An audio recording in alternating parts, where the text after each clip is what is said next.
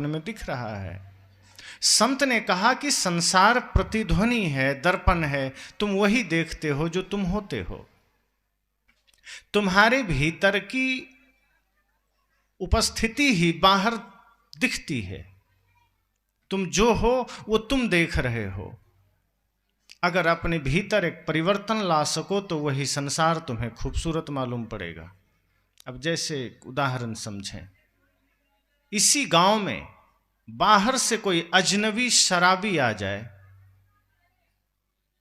तो वो सत्संगी को नहीं खोजेगा, वो किसी धर्मात्मा को नहीं खोजेगा। वो 1-2 दिन रहते रहते जितने शराबी यहां होंगे वो सबसे दोस्ती हो जाएगी उसकी तुरंत। कहीं ना कहीं से उसे उसका पता चल जाएगा। उनकी नाक बड़ी तेज होती है, उनका सेंस बड़ा तेज होता है। उस एक शराबी आते ही अपने सभी शराबी मित्रों को खोज लेगा, ज्यादा मेहनत नहीं करनी पड़ेगी।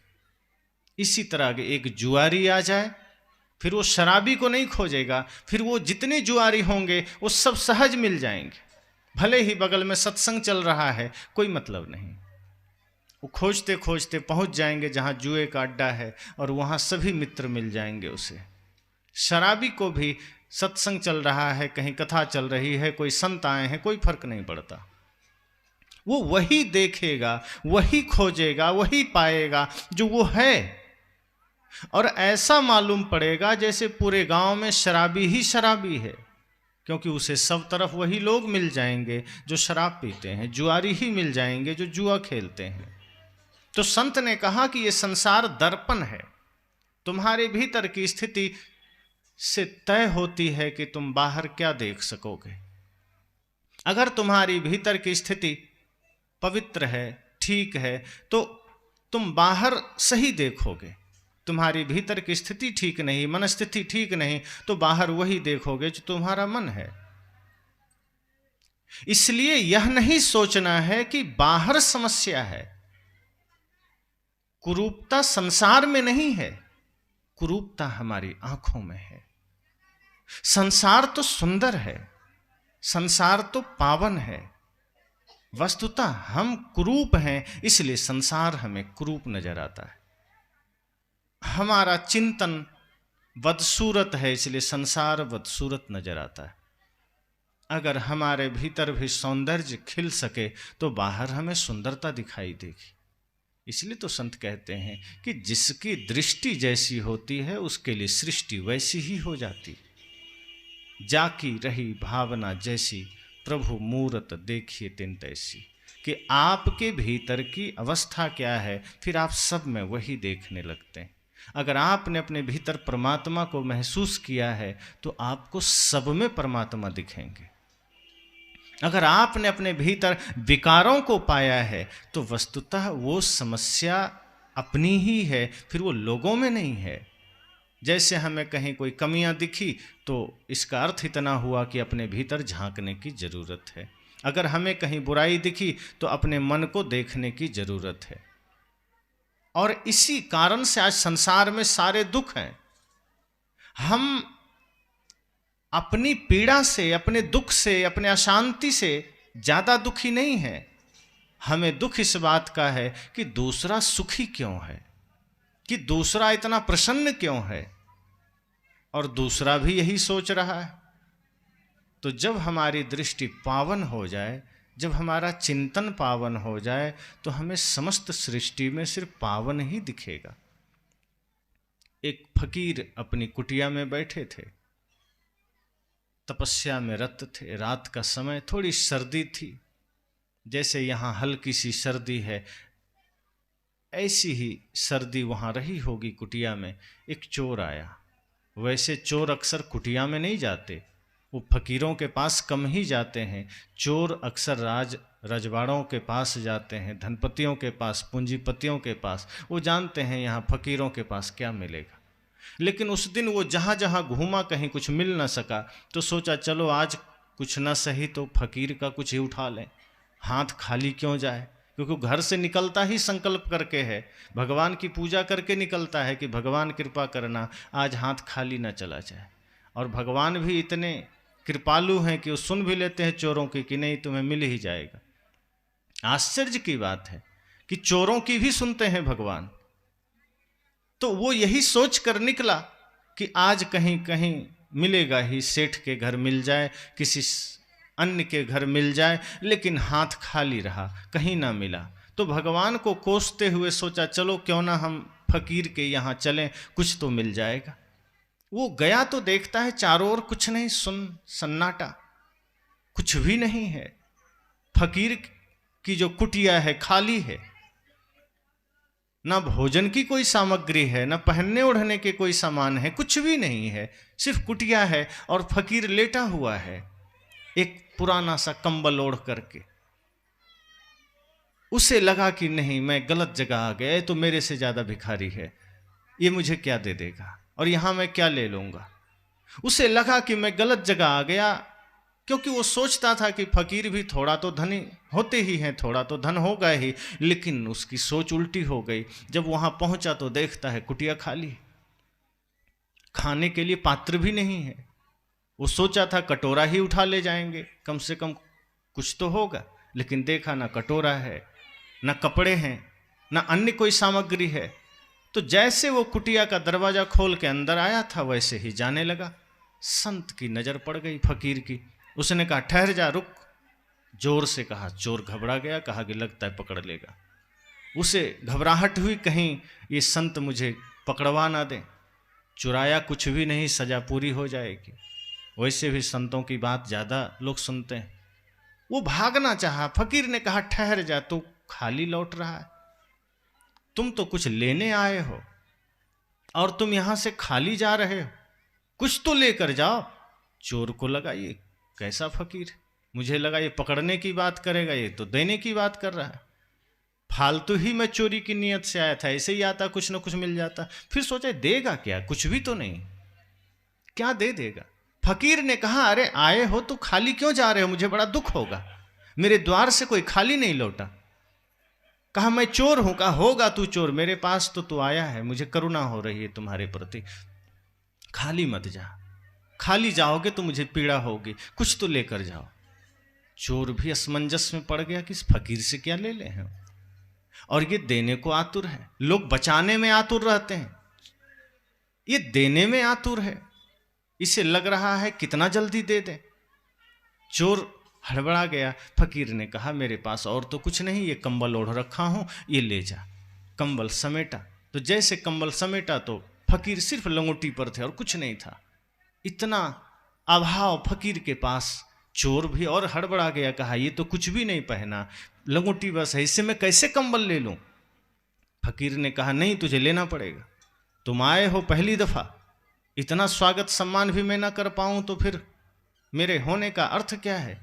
चोर ने कहा मैं यहां कोई मेहमानी करने थोड़े आया था, मैं तो चोरी करने आया था, ये तो बड़े ही खातिरदारी में उतर आए, ये कैसा फकीर है। उसने कहा मना करते भी नहीं बन रहा। फकीर ने डांट कर कहा नहीं, तुम्हें लेना पड़ेगा, लेकर जा, खाली मत जा, तुम अगर खाली चले गए तो पीड़ा होगी, दुख होगा मुझे। चोर ने सोचा ले ही लेने में भलाई है, वरना इसकी डांट कौन सुने। कहा ठीक है लाओ कंबल दे दो। वो कंबल लिया और निकलने लगा। संत ने फिर कहा ठहर। उसे कुछ लगा अब क्या हुआ। कहा धन्यवाद भी नहीं दिया, तुम्हें कंबल दिया, इतना मर्यादित हो, थोड़ा मर्यादा तो सीखो, एक कंबल दिया, धन्यवाद तो देना चाहिए। उसे कहा हाँ हड़बड़ी में भूल गया था, ठीक है आपको धन्यवाद। फिर निकल गया। संत ने कहा रुक, अब क्या हुआ। दरवाजा लगा था, तुम आए थे तो, और जा रहे हो तो खुला छोड़ के जा रहे हो, उसको दरवाजा तो लगा दो, मुझे उठना ना पड़े। चोर को लगा ये गजब का ही फकीर है, ये बिल्कुल उल्टी खोपड़ी का है, दे भी रहा है डांट भी रहा है, ये कैसा प्रेम है, कैसी करुणा है। उसके बाद चोर चला गया, फकीर अपना आराम से बैठा। और जब चोर चला गया 1-2 दिन के बाद वो पकड़ा गया कहीं और चोरी करते हुए। तो जब सिपाहियों ने उसे पकड़ा और राजा के पास ले गया तो उसके पास वही कंबल दिखा और सब लोग उस फकीर के कंबल को पहचानते थे। तो जब राजा ने देखा ये कंबल तो उस फकीर का है तो उसे और गुस्सा आया, कहा हम तो उसका सम्मान करते हैं, वो इतने बड़े संत हैं, तुमने उसका कंबल चुराया है, अब तो तुम्हें शायद कोई बचा पाए। अगर ये फकीर का कंबल तुम्हारे पास ना होता तो शायद तुम्हें माफी मिल जाती, लेकिन फकीर का कंबल तुम उठा लाए हो, तुम उसके यहाँ चोरी कर आए हो, वो तो ऐसे ही फक्कड़ है, उसकी चोरी, अब तुम्हें कोई नहीं बचाएगा। चोर ने कहा मैंने चुराया नहीं, उसने दिया है। कहा और झूठी बात, फकीर तुम्हें कंबल देने जाएगा। उसने कहा मैं गया था जरूर चोरी करने, लेकिन मैं चोरी करना नहीं चाहता था, उसने जबरदस्ती दे दिया है, बहुत डांट करके दिया है। कहा झूठ बोल रहे हो, कहा बुला लीजिए उन्हें ही।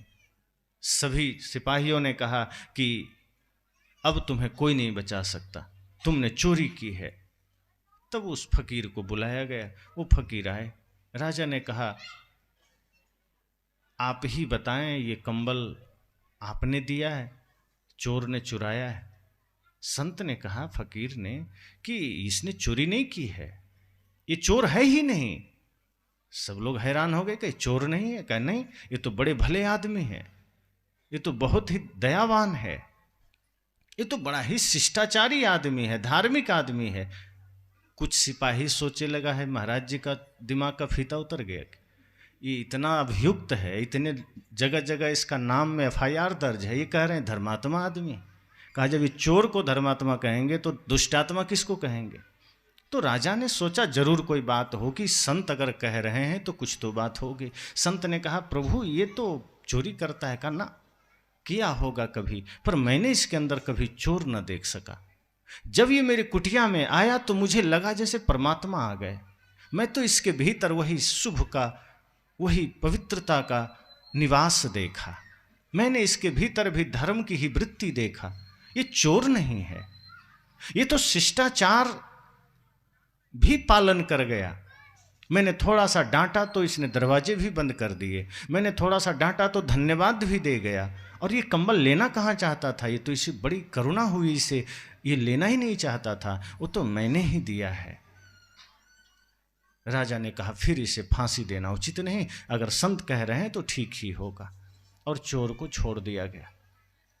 संत बाहर निकले, लेकिन वो चोर पीछे पीछे आया, फकीर के चरण पकड़ लिए। कहा कहाँ जा रहे हैं? कहा अपनी कुटिया में। कहा अब आप अकेले नहीं जाएंगे, मैं भी चलूँगा। कहा क्यों? कहा पूरी दुनिया ने मुझे चोर समझा और मैं हूँ, लेकिन आपने आज तक 2 बार भेंट हुई, आपकी दृष्टि में मैं धर्मात्मा हूँ। संत ने कहा मैं तुम्हारे भीतर सोई हुई उस धार्मिक प्रवृत्ति को देख लिया था जो तुम्हारे भीतर है।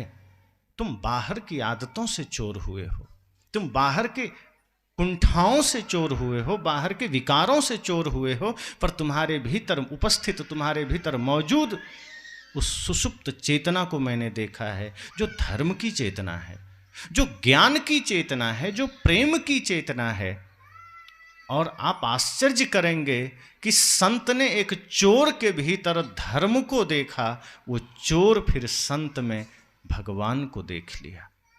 जब एक संत ने अपनी निर्मल दृष्टि चोर पर डाली, जब संत ने अपनी पवित्र दृष्टि चोर पर डाली संत ने, तो चोर के भीतर एक ऐसा परिवर्तन हुआ, एक ऐसा बदलाव हुआ कि चोर को फिर वो संत नहीं परमात्मा दिखने लगे। उसने कहा कि मेरे जीवन में जैसे साक्षात परमात्मा का आगमन हो गया, वरना मैं तो चोर ही था, चोरी करता था, लोग पकड़ते थे, डांटते थे, कई बार पकड़ा गया, मार खाया, जेल में रहा। कभी ये भाव न जगा कि मुझे चोरी छोड़ देनी है। पर आज आपने मेरे भीतर के चोरत्व को नजरअंदाज करके, आपने मेरे भीतर के विकारों को नजरअंदाज करके मेरे भीतर की पवित्रता को तलाशा है।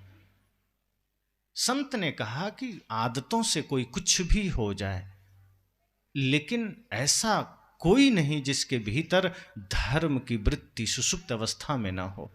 संत का काम यही है कि वो जिन जिन के भीतर वो धर्म की सोई हुई चेतना है, उसे जगाना है। अगर हम भी संसारियों की तरह तुम्हारे अंदर वही देखें जो संसार देखता है, तो उसमें और हम में फर्क क्या रहा? मैं तो इस जगत में स्वयं को जागृत कर रहा हूँ, और जब स्वयं को जागृत कर रहा हूँ तो मेरी जागृति सिर्फ व्यक्तिगत कैसे हो सकती है? हम तुम्हारे भीतर की भी चेतना को जगा रहे हैं। तो संत ने जो अपने भीतर पाया वही चोर के अंदर पाया, वही दृष्टि वहाँ डाली। वही भाव वहां डाला। यही तो बुद्ध ने किया। दुनिया ने अंगुलीमाल को डाकू कहा, अधार्मिक कहा, पापी कहा, आतंकवादी कहा, क्रूर कहा, लेकिन बुद्ध की करुणा की भरी दृष्टि जब अंगुलीमाल पर गई तो बुद्ध ने जिस भाव से अंगुलीमाल को देखा, तो जिस दृष्टि से महात्मा बुद्ध ने अंगुलीमाल को देखा, वो दृष्टि अंगुलीमाल के भीतर गई तो अंगुलीमाल ने भी बुद्ध में कोई राजा कोई सिपाही का भाव नहीं देखा। वहाँ ये देखा कि ये मेरा सुधारक है, ये मेरा मार्गदर्शक है। जैसी भावना हमारी होती है, जैसी वृत्ति हमारी होती है, जैसा भाव हमारा होता है, हम जगत में वही देखने लग जाते हैं। इसलिए संत कहते हैं कि आप अगर जगत में कुछ देख रहे हैं बुरा, तो आपको आंखें बंद करके अपने भीतर तलाशने की जरूरत है। हो सकता है कोई ना कोई विकार भीतर जन्म ले रहा हो। भीतर के उथल पथल के वजह से ही हम बाहर गलत देखते हैं। अगर भीतर हमारी पवित्रता आ गई तो समझना कि आपको बाहर भी अच्छा ही दिखेगा। बाहर कहीं कुछ भी बुरा दिखा, जरूरत है भीतर आत्मचिंतन करने की, जरूरत है भीतर निरीक्षण करने की। बाहर बुरा है इसलिए बाहर बुरा नहीं दिखता, इसका अर्थ इतना ही है कि भीतर कुछ अप्रिय घटा है, भीतर कुछ बुरा हुआ है। और हमारी प्रवृत्ति सदैव यही होती है कि हम भले ही कैसे भी रहें लेकिन दूसरे भी दुखी हो जाएं। जैसे कोई आदमी ये चेष्टा करता है कि हमारे जीवन में पीड़ा है तो है, कोई बात नहीं, लेकिन दूसरा भी अगर पीड़ित है तो थोड़ा मन को शांति मिलती है कि मैं अकेला दुखी थोड़े हूँ, पड़ोसी भी दुखी। अगर आप किसी बात को लेकर दुखी हैं और आपको लगे कि आप अकेले दुखी हैं तो आप ज़्यादा दुखी रहते हैं, रोते हैं। लेकिन आपको किसी ने आकर बता दिया कि आपके आसपास भी लोग इसी दुख से दुखी हैं, आप थोड़ा सा मस्ती में हो जाते हैं कि मैं अकेला दुखी नहीं हूँ, अगल बगल मेरे सहयोगी भी हैं। फिर मन को थोड़ा ढाढ़स बनता है कि नहीं, मैं अकेला इसमें नहीं हूँ। एक बूढ़ी माता चली जा रही थी तो कमर झुकी हुई थी और पीठ पर थोड़ा कुबड़ निकला हुआ था। जैसे कभी कभी आपने देखा होगा ऊंट के पीठ पर होता है ना कुबड़, तो वैसे बूढ़ी माता के पीठ पर कुबड़ थी। संजोग है, एक काल्पनिक रुचिकर घटना कहानी है। तो नारद जी मिल गए रास्ते में। उसने कहा बूढ़ी माता ये क्या हो गया? कहा दिख नहीं रहा तुम्हें? कहा ये कुबड़ कैसे हो गया? कहा हो गया, मैंने कोई खरीदा थोड़े है, हो गया, ऐसा थोड़े लगवाया है कहीं से। तो नारद जी ने कहा इससे दिक्कत होती होगी तुम्हें? कहा बहुत दिक्कत होती, लोग मजाक उड़ाते हैं, हमें चलने में भी दिक्कत होती। तो नारद जी ने कहा मैं इसे ठीक कर सकता हूँ। बूढ़ी माता प्रसन्न हो गई कि अच्छा मेरी कुबड़ तुम ठीक कर सकते हो? कहा बिल्कुल ठीक कर सकता हूँ। कहा तो बड़ा दयालु है। तो नारद जी ने कहा ठीक कर दूँ? कहा नहीं, ये बता कि जब कुबड़ तुम्हें ठीक करना आता है तो दूसरा कुबड़ लगाना भी आता होगा? नारद जी ने कहा बिल्कुल आता है। कहा तो मेरा ठीक मत कर, जो लोग मेरा मजाक उड़ाते हैं सबके पीठ पर एक एक कुबड़ लगाते, तो देखकर मुझे भी प्रसन्नता होगी। नारद जी ने कहा तुम्हारा कुबड़ ठीक हो सकता है, ये मांगने के बजाय तुम ये मांग रहे हो कि दूसरों के पीठ पर कुबड़ लगाते हैं। मतलब तुम अपने कुबड़ से दुखी नहीं हो, तुम्हें जो लोग ताने मारते हैं उससे दुखी हो। इसलिए तुम ये चाहते हो कि हम उसके पीठ पर भी लगा दें। तो तुम्हारा धर्म, तुम्हारा नियत नियम क्या हुआ? कुछ नहीं। तुम रोज मंदिर जाते हो, ये मंदिर जाना क्या हुआ? नारद जी ने कहा इसका मतलब तो यह है कि तुम मंदिर भी जाते होगे तो दूसरे के लिए सुख की कामना नहीं करते हो, बल्कि तुम दूसरे के लिए भी दुख की ही कामना करते होगे। और सच तो यह है कि हम अपने लिए तो सुख मांगते नहीं, हम दूसरे के लिए दुख जरूर मांग लेते हैं। हम अपने लिए भले ही कुछ ना मांगे, हम दूसरे के लिए दर्द जरूर मांग लेते हैं।